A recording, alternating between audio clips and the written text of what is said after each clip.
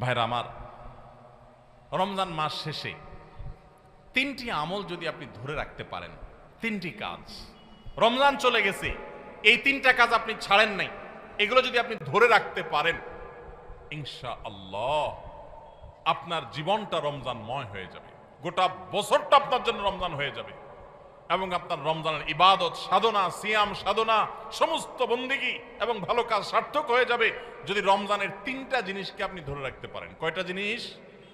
তিনটা। বলবো সেগুলা। নাম্বার 1, 5 ওয়াক্ত নামাজ।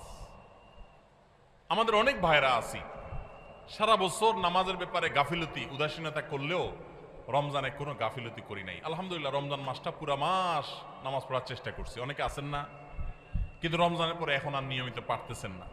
ভাই, আর কিছু না পারেন, বেশি কিছু না পারেন, রমজানে যে 5 ওয়াক্ত নামাজের অভ্যাস করছেন ওই অভ্যাসটা ধরে রাখেন। মরণ পর্যন্ত 5 ওয়াক্ত নামাজে কোনো ছাড়, কম্প্রোমাইজ দিয়েন না, কোনো প্রকার ত্রুটি করিয়েন না। আল্লাহর কসম, ঈমানের পর 5 ওয়াক্ত নামাজের চাইতে গুরুত্বপূর্ণ কোনো আমল আল্লাহর জমিনে, কোরআন এবং হাদিসে আরেকটা নাই। নামাজের চাইতে গুরুত্বপূর্ণ কোনো আমল আছে? ঈমানের পর 5 ওয়াক্ত নামাজের চাইতে গুরুত্বপূর্ণ, ফজিলতপূর্ণ, মর্যাদাপূর্ণ কোনো আমল কোরআন এবং হাদিসে আরেকটা। কিন্তু দুঃখের বিষয়, আমরা অনেক মুসলমান আছি বাংলাদেশে, আমরা নামাজ ঠিক মতো পড়ি না। কেউ 4 ওয়াক্ত পড়ে, ফজর পড়ে না, অথবা পড়লে 7টা বাজে উঠি পড়ে। কেউ শুধু জুমা পড়ে, মাঝে মধ্যে পড়ে টক্কা টক্কা। এরপর তিনি আবার নিজেকে খাঁটি মুসলমান দাবি করেন। আবার মুখে বলেও অনেকে, নামাজ না পড়লে কি হয়েছে? কি আছে? ঈমান আছে। নামাজ না পড়লে কি হয়েছে? কি আছে? ওনার ঈমান আছে। এটারে বলে মামুর ভাইয়ের আবদার। নামাজ পড়বেন না, আবার বলবেন ঈমান সব ঠিকঠাক আছে। এটা হলো মামুর ভাইয়ের আবদারের মতো, মানে বোগাস আবদার, ভিত্তিহীন আবদার। এই আবদার কোরআন সুন্নাহ সম্মত নয়। ওমর ফারুক রাদিয়াল্লাহু তাআলা আনহু বলেছেন, লা হাজ্জা ফিল ইসলাম লিমান তারাকাস সালাহ। যে মুসলমানের সন্তান নামাজ পড়ে না, নামাজ ত্যাগ করে ইচ্ছাকৃত ঠান্ডা মাথায়, ইসলামে তার কোনো হিস্সা নাই, কোনো অংশ নাই, তার ইসলামে কোনো ভাগ নাই, ইসলামে তার কোনো নাম নিশানা নাই, যে নামাজ ইচ্ছাকৃত ত্যাগ করে।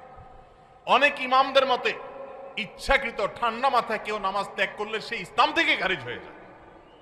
এত জঘন্য ব্যাপার। অন্য যত আপনি গুনাহ করেন না কেন, গুনাহের কারণে আপনি পাপিষ্ঠ হবেন, অপরাধী হবেন, শাস্তিযোগ্য হবেন, কিন্তু বেঈমান হবেন না। নামাজ এমন একটা আমল, অনেক ইমামদের মতে এই নামাজ ত্যাগ করলে মানুষ বেঈমান হয়ে যায়, কাফের হয়ে যায়।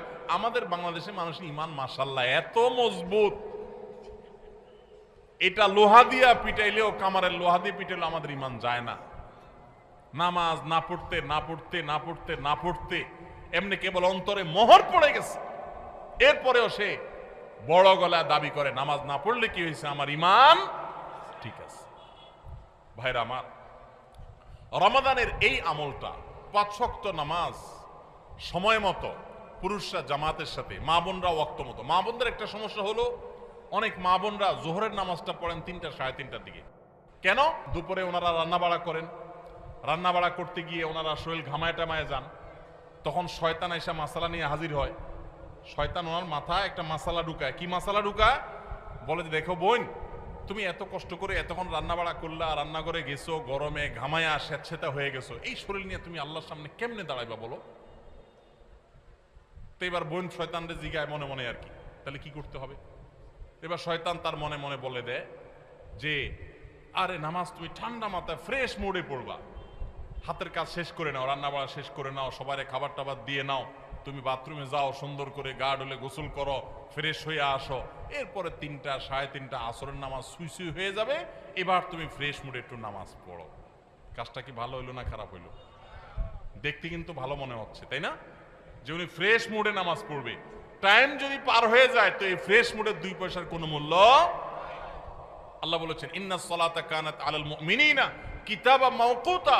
নামাজ ইমানদার জন্য নির্দিষ্ট সময় পড়াটা ফরজ করা হয়েছে। এজন্য মা বোনরা সময় হওয়ার পর দেরি না করে, অনেক মা বোনরা মসজিদে আজানের অপেক্ষা থাকেন, বলে মসজিদে পুরুষরা নামাজ না পড়লে মহিলারা বাসায় নামাজ পড়া যাবে না। না ভাই, পুরুষদের উপর ইসলাম এত ঝুলায় রাখে নাই মা বোনদেরকে। আরে মা বোনদেরকে যে পাওয়ার ইসলাম দিয়েছে, পৃথিবীর নারীবাদীদের 14 গোষ্ঠীর জন্মের বহু আগে ইসলাম নারীদেরকে আকাশে তুলে রেখেছে। এরা এগুলা চিন্তাও করতে পারবে না, এত মর্যাদা দিয়েছে।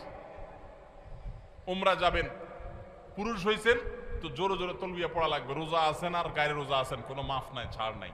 আর মহিলা হলে আস্তে আস্তে পড়বে, রিল্যাক্স মোড, কোনো টেনশন নাই, কি আরাম, চিন্তা করে। পুরুষ হয়েছেন 5 ওয়াক্ত মসজিদে দৌড়ায় যায়, জামাতের সাথে নামাজ পড়তে হবে। আর জামাতের সাথে নামাজ না পড়ে অবহেলা করে বাসায় নামাজ পড়ছেন তো খবর আছে, আযাব আছে, আপনি ওয়াজিব তরক করেছেন, গুনাহগার। আর মা বোন মসজিদে যাওয়ার ডিউটি নেই, বাসা পড়লেই পুরুষদের সমান সওয়াব পাবে। ভাই একটা একটা কই আমি দেখাই, অন্তত 10-20টা আমল আমি দেখাতে পারবো যে পুরুষদেরকে আল্লাহ এবং তার রাসূল কষ্ট করে করতে বলেছেন। একই কাজ মহিলাদের বিনা কষ্টে আরামসে রিল্যাক্স মোডে করতে বলেছেন, সওয়াব সমান, কোন কোন ক্ষেত্রে আরো বেশি।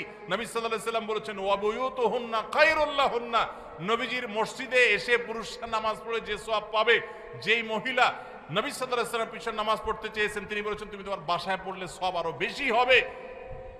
মা বোনদেরকে ইসলাম এত সুযোগ দিয়েছে। তো যাই হোক, এত সুযোগ পাওয়ার পরও অনেক মা বোন তারা হেলায় হারা রমজানের এই আমলটা যদি ধরে রাখতে পারেন, পুরুষরা ওয়াক্ত মতো জামাতের সাথে আর মা বোনরা ওয়াক্ত হয়ে গেলে নিজ জায়গায় দেরি না করে নামাজ পড়ে ফেলেন, ইনশাআল্লাহ আপনার রমজান 30 দিনের হবে না, আপনার রমজান 365 দিনের হবে। সবাই 5 ওয়াক্ত নামাজ ঠিকমতো পড়বো তো ইনশাআল্লাহ।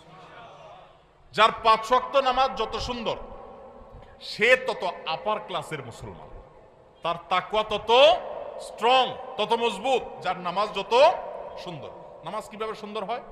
ধীরে সুস্থে পড়লে, সময় মতো পড়লে, মনোযোগ নিয়ে পড়লে, খুশু খুশুর সাথে পড়লে, সুন্দর কেরাত দিয়ে পড়লে, শুদ্ধ করে পড়লে, ভালোভাবে পড়লে, আস্তে আস্তে রুকু, আস্তে আস্তে সিজদা।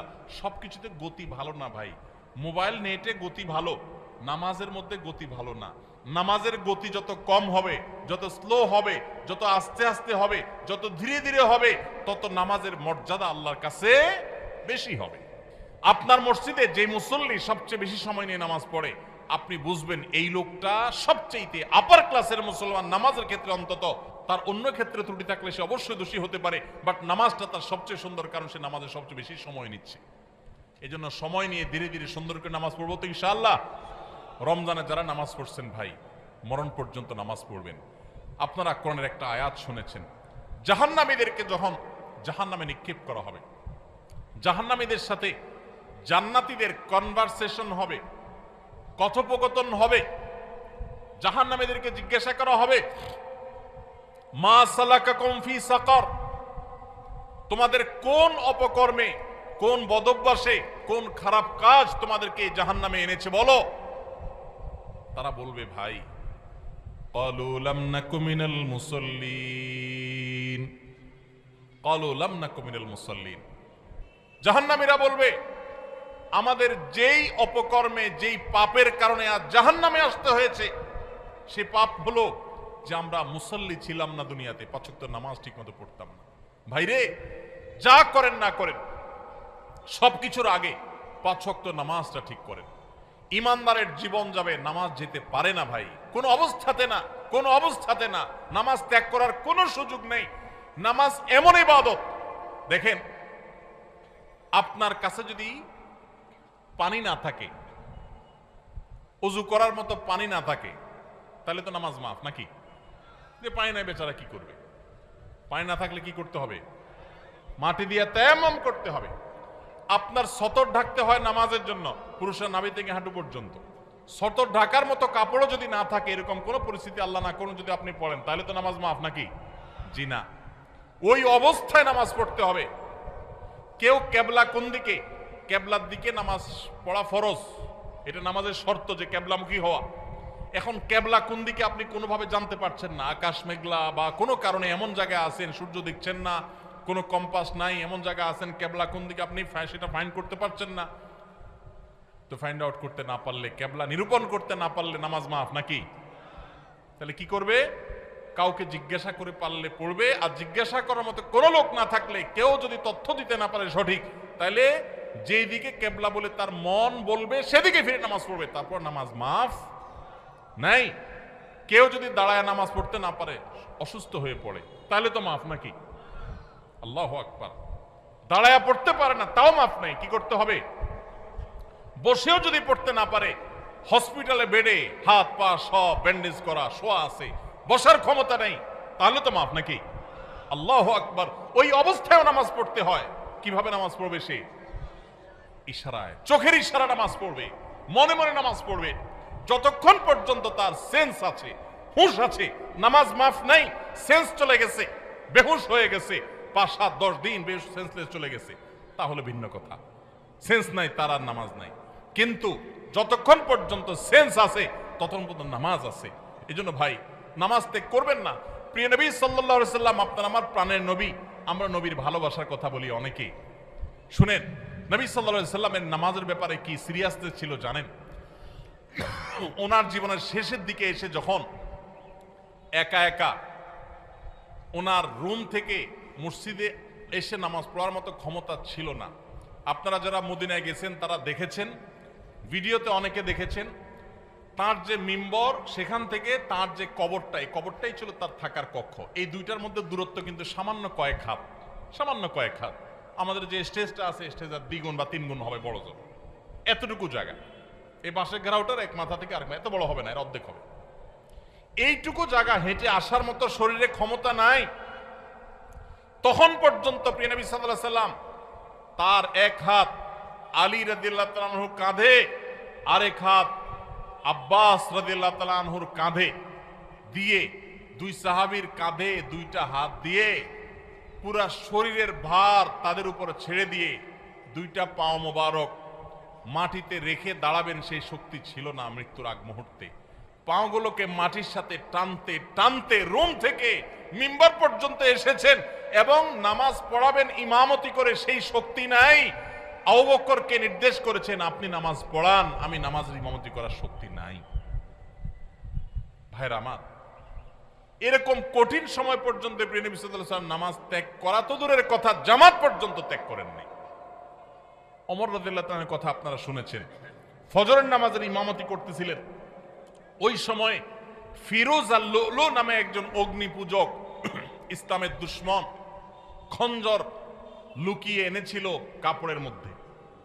যখন তিনি নামাজের মধ্যে আসেন, এমন একটা পজিশনে আসেন যে তিনি নামাজের গভীরে প্রবেশ করে গেছেন, তখন খঞ্জর আঘাত করেছে তার খঞ্জর দিয়ে তার পেটে।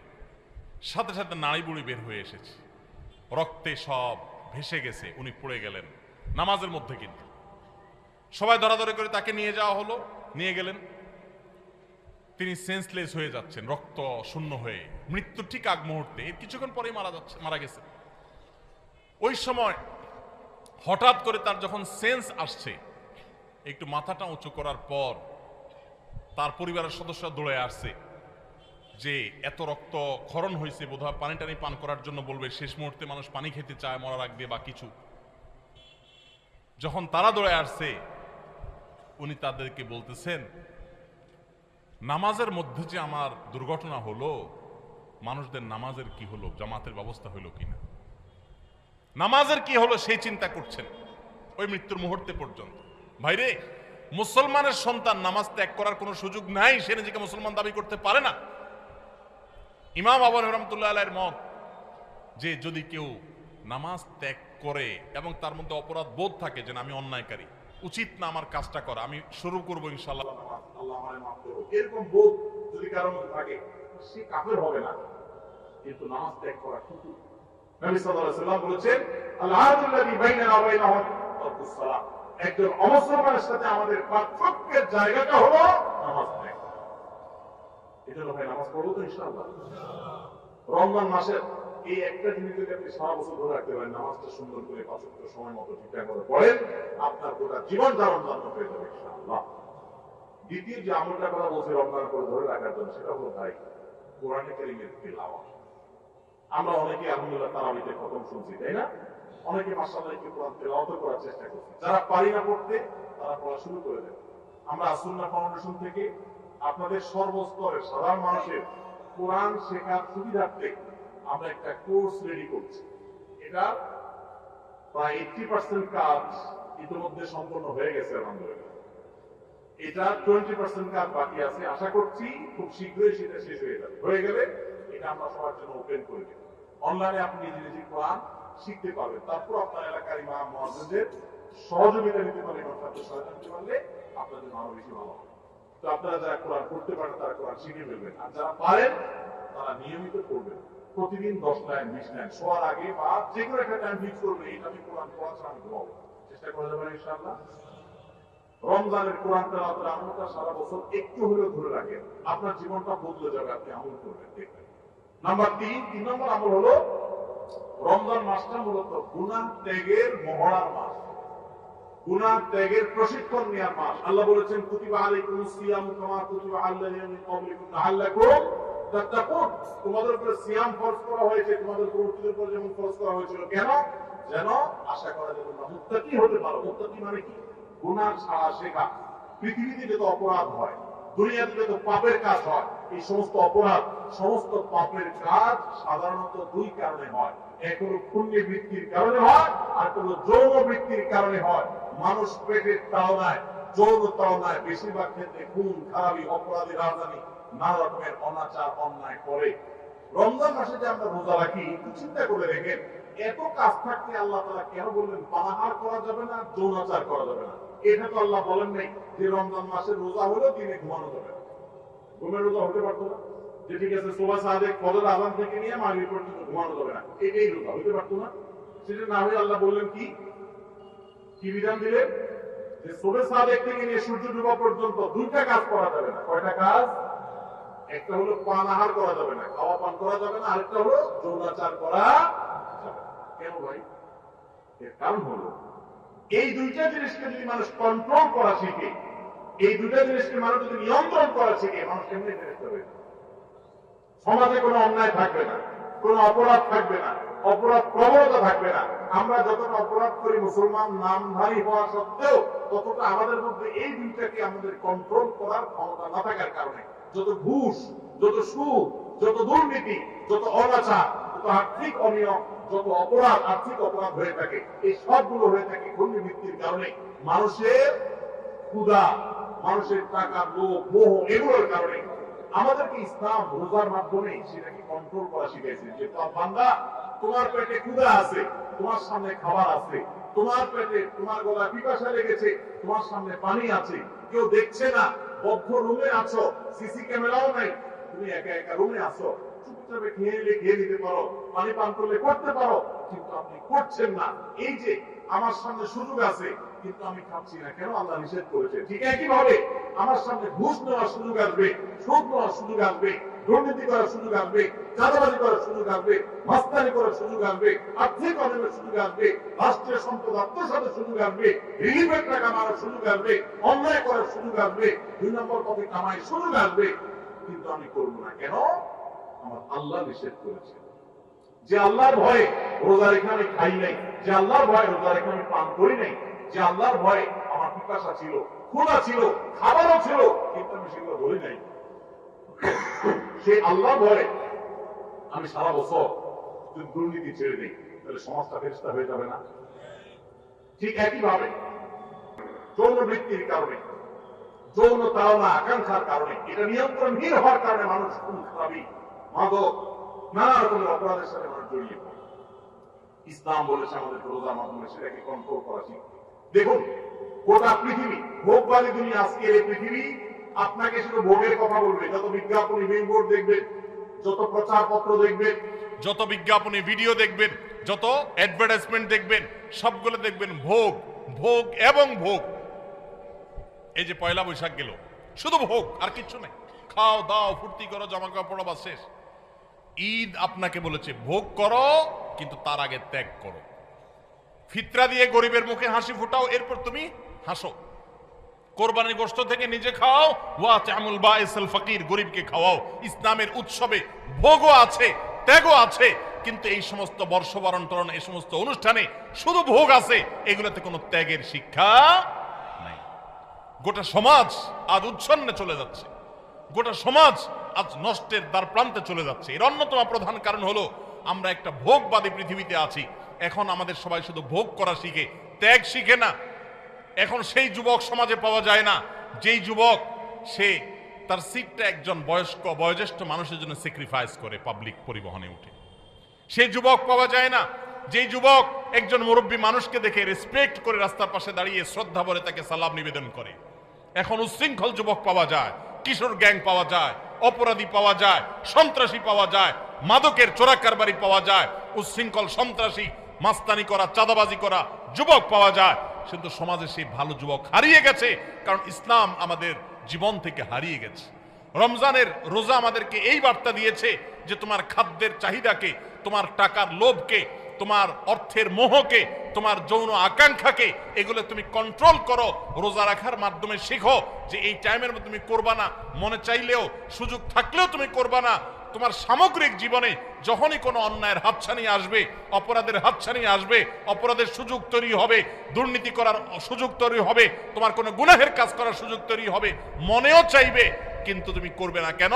কারণ আল্লাহ নিষেধ করেছেন, কেউ দেখছে না, আল্লাহ দেখছেন। আল্লাহর ভয় তুমি নিয়ন্ত্রণ করবে। এই নিয়ন্ত্রণটাই রোজা মাস আমাদেরকে শিক্ষা দেয়।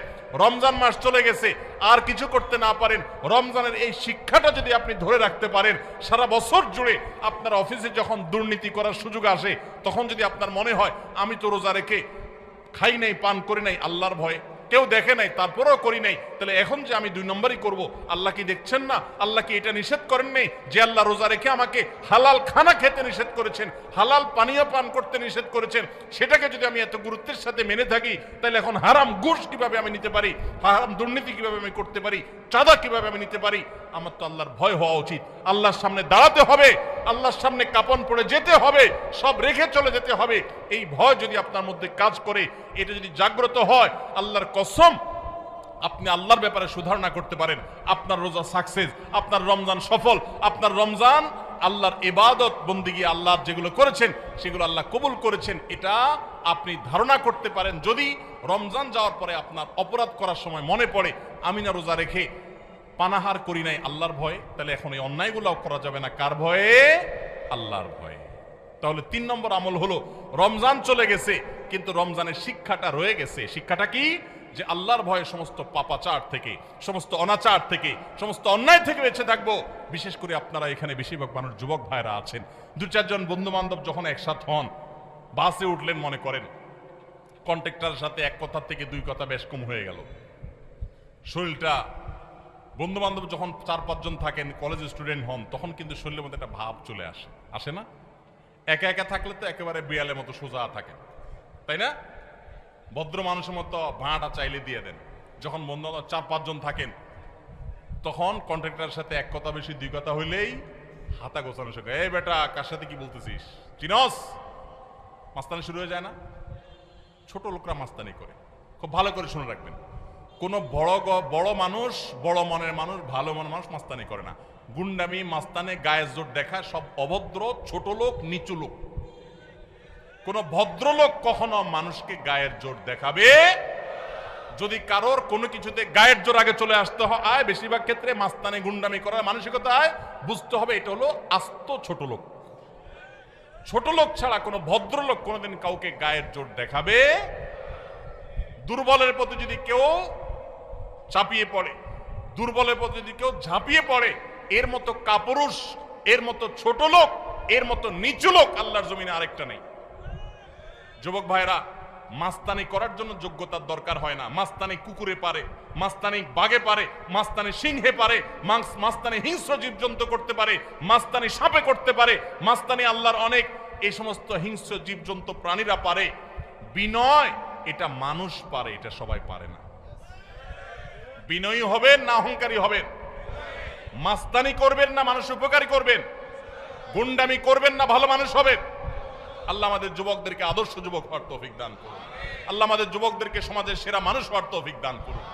যুবক ভাই, 4-5 বন্ধু যখন মিলবেন, মাস্তানি না করে কোথাও একটা সাঁকো ভেঙে গেছে, কয়েকটা বাঁশ নিয়ে কয়েক যুবক বন্ধু মিলে সেটা ঠিক করে দেন। করে একজন বৃদ্ধ, তিনি কষ্টে আছেন, তার বোঝাটা 2-3 বন্ধু, 4 বন্ধু মিলে একটু তুলে দেন, হালকা করে দেন। ভাইরা আমার, মাস্তানিতে মজা পান আপনারা, আমি জানি। গুন্ডামিতে এক ধরনের মজা পাওয়া যায়, একটু ভাবসাব জাহির হয়, শরীরের মধ্যে একটা অবস্থা তৈরি হয়, বুঝি। কিন্তু ভাই, কখনো কি আপনি একটু বিনয়ী হয়ে দেখেছেন?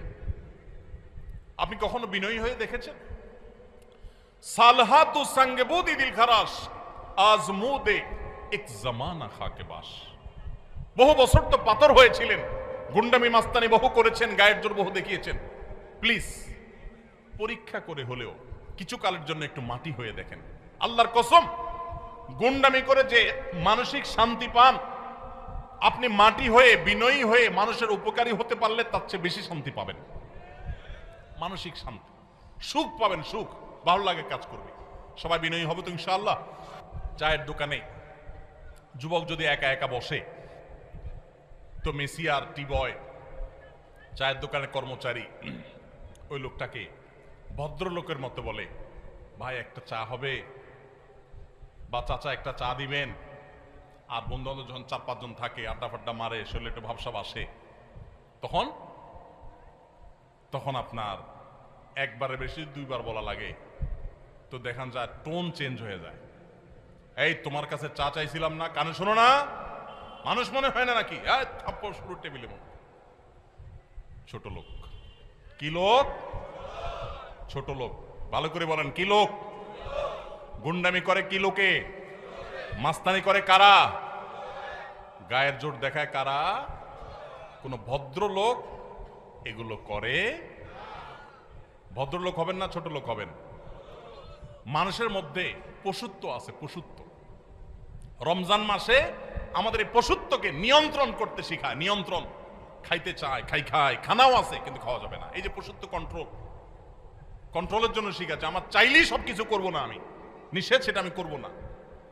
এই জন্য পশুত্ব কন্ট্রোল যদি করতে পারেন, রমজান চলে গেছে কিন্তু রমজানের শিক্ষাটা যদি আপনার মাথায় চলে আসে, আপনি একটা অন্যায় কাজ যদি ছাড়তে পারেন রমজানের শিক্ষা থেকে শিক্ষা অর্জন করে, তাহলে ইনশাআল্লাহ রমজান আপনার সার্থক। তাহলে 3টা আমল বলছিলাম ভাই, ধরে রাখেন। নাম্বার 1, রমজান মাস চলে গেছে, 5 ওয়াক্ত নামাজ ছাড়বেন না ভাই, কখনো না। জীবন চলে যাবে, নামাজ ছাড়বেন না, চেষ্টা করা যাবে না ইনশাআল্লাহ। 2 নম্বর হলো, রমজান চলে গেছে, রমজানে কোরআন তেলাওয়াতটা ধরে রাখবেন, হোক সেটা পরিমাণে অল্প অল্প করে পড়া। আর 3 নম্বর হলো যে রমজান মাস চলে গেছে, রমজানের সবচেয়ে বড় এবং প্রধান শিক্ষা হলো সকল গুনাহ পাপের কাজ ছাড়া সকল অন্যায়, সকল পাপাচার ছেড়ে দিবেন। রমজানের শিক্ষা এটা। ওইটা যদি আপনি একটু ধরে রাখার চেষ্টা করেন, সব ছাড়তে না পারেন, কিছু কিছু গুনাহ যদি ছাড়তে পারেন, কিছু কিছু বদভ্যাস যদি ছাড়তে পারেন, ইনশাআল্লাহ আপনার রমজান শুধু 1 মাসের হবে না, আপনার 12 মাস রমজান হয়ে যাবে, আপনার জীবনটা রমজানময় হয়ে যাবে। চেষ্টা করা যাবে না ইনশাআল্লাহ। ও আরশে আজিমের মালিক, আপনি আমাদের সবাইকে তৌফিক দান করেন, আমাদের সবাইকে মুত্তাকি বানায় দেন, মুত্তাকিদের ইমাম বানায় দেন, মুখলেস নিষ্ঠাবান মানুষ বানায় দেন, নামাজ কায়েমকারী বানায় দেন, সুন্দরভাবে সালাত আদায়কারী বানায় দেন। আল্লাহ কোরআন তেলাওয়াতকারী বানিয়ে দেন, আমাদের অন্তরগুলোকে বিগলিত করে দেন, আমাদেরকে ভালো মানুষ বানায় দেন, ভালো মুসলমান বানায় দেন, নেককার বানায় দেন, মুত্তাকি বানায় দেন, গুনাহ বর্জনকারী বানায় দেন। আল্লাহ, গুনাহ করার স্বাদ আমরা পেয়েছি, আমাদেরকে গুনাহ ছাড়ার স্বাদটা আস্বাদন করার তৌফিক দান করেন। সবার চেষ্টা করবো না ইনশাআল্লাহ। আল্লাহ আমাদের